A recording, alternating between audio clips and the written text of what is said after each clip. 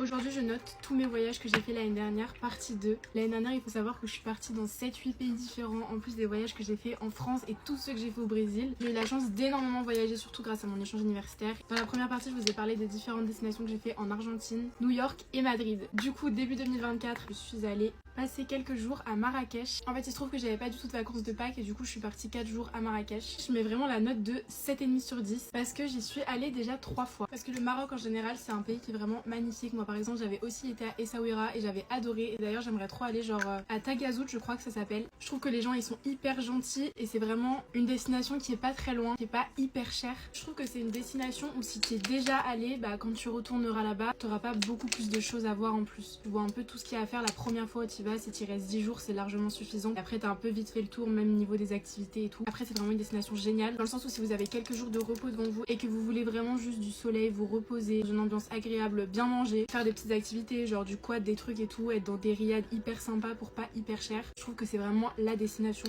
pratique. Et moi si j'ai un petit conseil aussi, ce que j'adore à Marrakech c'est loger dans des hôtels justement, genre dans les, je crois que ça s'appelle les boutiques hôtels, qui sont un peu plus loin du centre de Marrakech, c'est genre à 20 minutes de taxi, mais vous avez des hôtels beaucoup plus grands, immenses, avec des piscines, enfin des trucs hyper agréables et franchement moi j'avais adoré. Du coup après mon autre destination à l'étranger que j'ai faite c'était au mois de juillet et je suis partie à Lisbonne pour un week-end de 3 jours, c'était exceptionnel, genre vraiment je pense que je mets 9,5 sur 10 et je pense que j'aurais pu mettre 10 sur 10 si j'étais partie peut-être un jour ou deux de plus. Il y a plein de trucs à voir, à visiter. La ville, je sais pas comment vous expliquer mais elle est hyper agréable. Quand vous vous promenez dans les villes ça fait tellement charmant. Il y a plein de maisons, de plein de couleurs, de plein de tailles différentes. L'ambiance elle est vraiment hyper agréable. Il y a plein de gens qui sortent, les gens ils sont de bonne humeur dans la rue. Il y a plein de petits bars avec des tapas. Les petites boutiques elles sont trop mignonnes là-bas. Par contre il y a beaucoup de montées mais je trouve que genre c'est hyper joli. Tout est en pavé, enfin c'est trop beau. Moi souvent quand je vais dans les villes comme ça j'adore visiter les petites églises et tout et elles étaient trop belles. En plus c'est hyper bien situé parce que c'est hyper proche de la mer. Donc, nous on avait passé une journée à côté de Cessinebras je crois, il y avait des plages mais exceptionnelles, des criques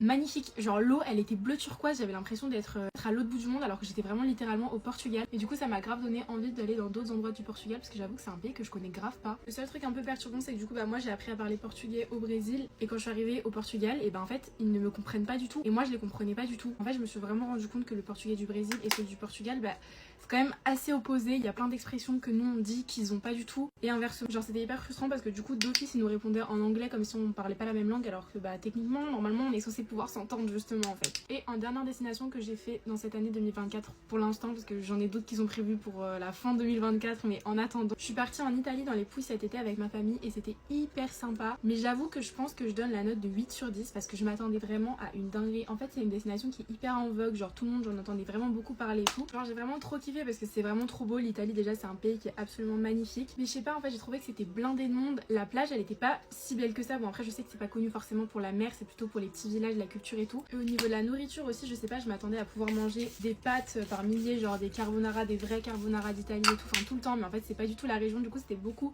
de plats à base de fruits de mer et tout et moi j'adore les fruits de mer mais j'avoue que je sais pas, genre je m'attendais à manger vraiment de la nourriture excellente d'Italie. Après c'était vraiment quand même trop bien. En fait je pense que ça c'est aussi beaucoup dû à cause du phénomène TikTok, c'est que j'avais beaucoup vu les Pouilles sur TikTok et du coup j'avais une image qui était un peu déformée de la réalité où j'avais l'impression que tout était un peu vide, que c'était vraiment des endroits paradisiaques et en fait je sais pas, genre c'était pas exactement comme ce que j'avais eu sur les réseaux, vous voyez. Après à part ça c'était trop bien, on avait une maison qui était magnifique heureusement avec une énorme piscine parce que j'avoue que sans piscine c'était impossible tellement il faisait chaud et la mer était hyper chaude mais moi ça me dérange pas du tout, j'adore la chaleur. On avait une maison trop belle genre en pierre et tout, hyper typique, c'était magnifique. Bref voilà, et après je suis encore repartie au Brésil cet été mais ça je vous ferai une vidéo complètement dédiée à tout le Brésil. Bref voilà, gros bisous.